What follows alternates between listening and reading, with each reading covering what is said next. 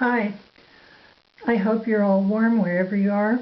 It's pretty cold up here in Washington, and I still have my winter decor up. I took my Christmas decorations down, but I still have my winter decor up, which has a lot more green and white in it. But I am starting to unpack and starting to get things ready for Valentine's Day. I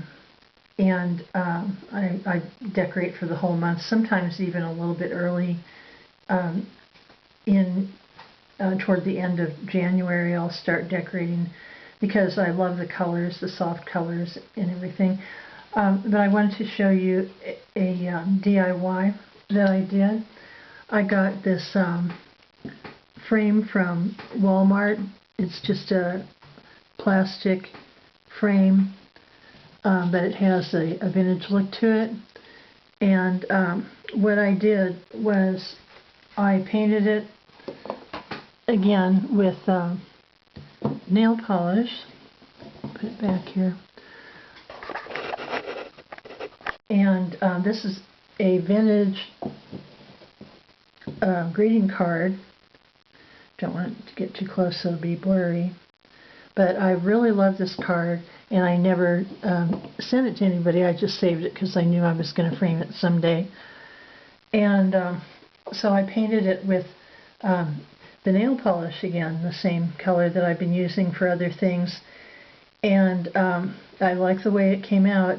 Now, nail polish doesn't work on everything. There are some things that seem to be a little bit resistant to it sticking to, but it worked very well on this frame, and it went on smoothly, was easy to do. So that's something that I wanted to show you that you can make.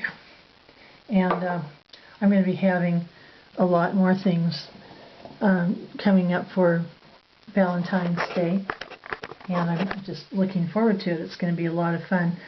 Some of it will be real vintage things and antiques, and some of it will be reproductions, but it'll all be favorites of mine.